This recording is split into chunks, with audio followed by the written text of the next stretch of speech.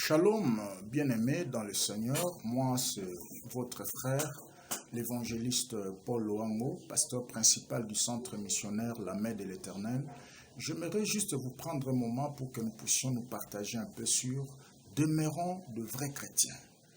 Il est vrai que la Bible déclare que dans les derniers jours, qu'il y aura des temps difficiles au point que plusieurs abandonneront la foi. Nous savons tous que depuis la Pentecôte jusqu'à ces instants, c'est déjà le dernier jour. Donc, plusieurs abandonneront la foi pour s'attacher à autre chose. Mais moi, j'aimerais nous partager un peu sur « Demeurons de vrais chrétiens ». Parce que la récompense, ce n'est pas au début, la récompense, ce n'est pas au milieu de la course, mais la récompense est réservée à ceux qui vont jusqu'à la fin. Parce que la vie chrétienne est une vie de jusqu'au boutiste. Il faut aller jusqu'au bout. Nous devons demeurer des chrétiens. C'est quoi un chrétien? Quelle est la vision du monde concernant le chrétien? Et que nous dit la Bible par rapport aux chrétiens? Est-ce que dans l'histoire de l'Église, nous retrouvons ces mots chrétiens quelque part? C'est autour de ça un peu que nous voulons réfléchir un peu sur ces trois questions. Si on n'aura pas terminé, on pourra terminer plus tard. Nous voyons ces mots chrétiens dans la Bible pour la première fois dans Actes chapitre 11, à partir du verset 26. La Bible dit « Alors que l'apôtre... alors qu'il y avait la persécution à Jérusalem, des frères et sœurs fouillaient la persécution après la mort d'Étienne. Ils se sont retrouvés à Antioche avec deux groupes principaux de gens qui fouillaient. Il y a un groupe qui prêchait seulement les Juifs, il y a un autre groupe qui prêchait les non-Juifs. Mais ce qui était curieux, c'est que des multitudes sont venues au Seigneur. Eux-mêmes qui prêchaient, qui n'étaient même pas des pasteurs. Voilà pourquoi j'ai toujours dit que l'évangélisation n'a jamais été l'apanage des pasteurs ou des hommes qualifiés. Non, non, non. C'est toujours une affaire des hommes et des femmes qui ont la conscience de Dieu, qui ont le fardeau des âmes perdues. Et la Bible dit, une partie d'entre eux étaient allés prêcher les Juifs, une autre partie les non-Juifs, et à leur surprise, des multitudes sont venues au Seigneur. Et la Bible déclare que les gens dans la ville d'Antioche, ils commençaient à remarquer dans la vie de tout ce monde-là qui donnait leur vie au Seigneur, une sorte de deux tableaux, ceux qui étaient avant et ceux qui sont devenus après. Vous voyez? Ils pouvaient facilement voir un alcoolique, un impudique, un moins sérieux, un aventurier, un meurtrier changer radicalement comme ça, et ça commençait à les estomaquer au point que eux-mêmes se sont dit, voici, ça doit être des chrétiens. Parce qu'au fait, qu'est-ce qui s'était passé quand ces gens-là qui fouillaient la persécution ont prêché la bonne nouvelle, et finalement, la nouvelle est arrivée à Jérusalem, que l'Église a commencé à Antioche, et on a envoyé Barnabas. Barnabas est arrivé là-bas, il a vu comment est-ce que le frère s'est comporté, il a vu les gens changer radicalement, il connaissait la grâce d'un homme qui s'appelait Paul, qui était son ami. Il est descendu à Tars pour aller chercher Paul. Et ensemble, ils sont venus à Antioche et il lui a confié l'église. Et Paul est resté là-bas pendant une année. Il a affermi le frère au point que la puissance de l'évangile a transformé les vies. Je suis en train d'informer à quelqu'un que seul l'évangile est la réponse aux questions de l'heure. Tout le monde a peur. Nous sommes dans les confinements. Tout le monde a peur. Coronavirus. Seul l'évangile, parce que la Bible dit, l'évangile est une puissance pour le salut de quiconque y croit. Le monde a besoin de la bonne nouvelle. Et la bonne nouvelle, c'est une seule personne qui est mise en exergue, c'est la personne de Jésus-Christ. La Bible dit, l'Antioche, la ville d'Antioche était bougée, les gens étaient transformés radicalement. C'est quoi un chrétien? Un chrétien, c'est quelqu'un qui a cru à l'évangile et il est décidé finalement de se convertir, de changer les camps. Donc c'est quelqu'un dans la vie de laquelle on peut constater un avant et un après, ce qu'il était et ce qu'il est devenu. Vous voyez? Et un chrétien, c'est quelqu'un qui se réunit dans l'assemblée de l'Église. C'est ce qui est mentionné dans Acte 11, au verset 26e. Vous voyez? La vie chrétienne n'a pas été faite pour être vécue en solo. Et le mot chrétien, quand il est apparu pour la première fois dans la Bible, c'est un mot au pluriel. Vous voyez? C'est pas singulier. Il faut vérifier dans votre Bible. C'est un mot pluriel. Donc, être chrétien, c'est une famille. Dieu t'a pris quelque part et il t'a imputé. Il t'a fait adhérer dans sa famille. Donc, aussitôt que tu es devenu chrétien, tu dois enlever dans ta tête la pensée d'être singulier, d'être égocentrique, voilà. Donc, il faut enlever ça. Hein? Donc, la vie chrétienne, l'apôtre parlant même de ces choses, il montrait l'Église comme un corps humain. Il dit, nous sommes chacun les membres envers les autres, nous nous dépendons. Vous voyez?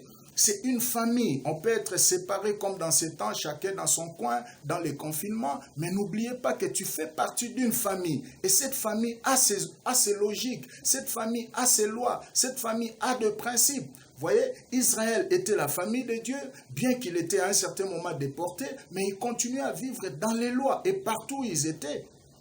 Je vais vous rafraîchir la mémoire en voyant la vie de Daniel et ses compagnons. Ils étaient loin à Babylone, loin de leur Dieu, loin de leur territoire, loin de leur temple, loin de leur culte, mais ils étaient toujours dans la présence de Dieu. Et la Bible dit Daniel priait 3 fois par jour et leur qualité de vie a impacté tout le monde à Babylone au point qu'ils les ont combattus, on les a persécutés, mais on ne les a pas eu. Pourquoi? Parce qu'ils continuaient à manifester la vie de Dieu en eux. C'est ça au fait un chrétien. Un chrétien, c'est quelqu'un à qui l'on a enseigné la parole, mais cette fois-là, il est aussi capable de partager ce qu'il a reçu à d'autres, partager la bonne nouvelle à d'autres, partager les dons et les grâces à d'autres personnes. C'est ça, en fait, un chrétien. Et un chrétien, c'est un disciple de Jésus-Christ. Un disciple, c'est quelqu'un qui suit l'enseignement d'un maître et qui ne s'arrête pas seulement à le suivre, mais il le met aussi en pratique. N'a-t-il pas dit, le Seigneur Jésus?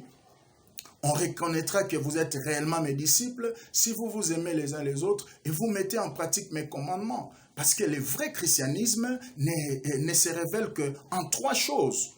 À la manière dont vous donnez, à la manière dont vous vous sacrifiez, à la manière dont vous offrez. Le vrai christianisme ne se révèle pas dans des choses que nous avons reçues. Non.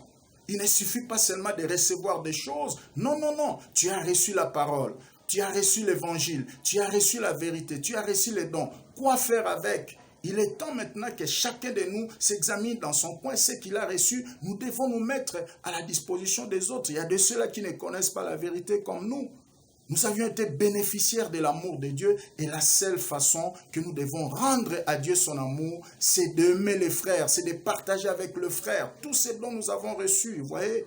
Même dans l'ancienne alliance, quand Dieu bénissait Abraham, dans Genèse chapitre 12, il lui dit, je ferai de toi une source de bénédiction. Vous voyez, ça dit que Dieu l'a placé dans une position d'être une bénédiction pour les autres. Vous voyez, tu ne peux pas être chrétien sans l'esprit de partage. La Bible dit dans les derniers temps, il y aura des temps difficiles, plusieurs seront égoïstes. Un égoïste, c'est quelqu'un qui vit pour lui-même. Non, ce n'est pas être chrétien ça. Ce n'est pas ça la vie chrétienne. Vous voyez, on ne peut pas être égoïste en même temps chrétien, non. Un égoïste, c'est quelqu'un qui ne pense qu'à lui-même. Même dans ses prières, il ne prie que pour lui-même. Même s'il a quelque chose, il ne pense qu'à lui-même. Vous voyez, ce n'est pas ça être chrétien, ça. Un esprit de partage. La seule façon où nous devons rendre à Dieu l'amour qu'il nous a donné, c'est dans l'esprit de partage. Nous devons partager. Vous voyez? Et quelqu'un qui a l'esprit de partage, et quelqu'un qui partage par amour et par reconnaissance, personne ne peut l'arrêter, même pas le diable, parce qu'il donne par amour, il donne par reconnaissance, il voit là où il était et là où Dieu l'a ramené, il dit, si ce n'était pas Dieu, je ne pouvais pas être ce que je suis, je ne pouvais pas devenir ce que je suis devenu. Vous voyez? Tout ce que l'on fait pour Dieu, si on le fait par amour, on le fait par reconnaissance, on ne s'arrête jamais. Vous voyez? Et la seule manière de rendre à Dieu l'amour qu'il nous a donné, c'est d'aimer le frère. La Bible dit, celui qui n'aime pas son frère est un meurtrier. Celui qui n'aime pas son frère, il demeure encore dans la mort. Or, en Christ, nous avons quitté la mort vers la vie. La Bible dit, celui qui n'aime pas son frère n'a pas la vie éternelle en lui. Vous voyez, même la vie éternelle est conditionnée par le degré de l'amour que nous manifestons à nos frères. Et la Bible achève pour dire que nous ne devons pas aimer seulement en parole, mais nous devons aimer en action. Vous voyez, tu peux voir cela dans 1 Jean chapitre 3 au verset 14 jusqu'à 18e. Voyez-vous, nous devons rester chrétiens malgré tout. Mokilio eza bisoté.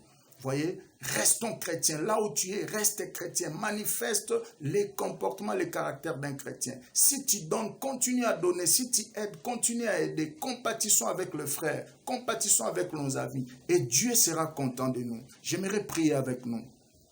Éternel notre Dieu, je prie pour mon frère. Les temps sont durs. La Bible dit, dans les derniers jours, plusieurs abandonneront la foi pour s'attacher à des doctrines de démons. Seigneur, soutiens mon frère, que sa foi ne faillisse pas, qu'il soit fort, qu'il soit revêtu d'une foi de fer et des nerfs de fer. Il est plus que jamais temps que nous puissions nous comporter comme des ruminants. Un ruminant, c'est cet animal qui a mangé, qui a mangé, qui a mangé. À un certain moment, quand il a faim, il commence à vomir ce qu'il a mangé et il remange encore. Il est plus que jamais temps que nous puissions vomir des enseignements que nous avons reçus de ta part, Seigneur, en termes de caractère, de comportement qui révélera aux voisins et à notre entourage que nous sommes réellement des fils de Dieu. Bénis mon frère ainsi que sa famille, que l'Éternel vous protège. Restez sous la grâce au nom suprême de Jésus-Christ. Amen.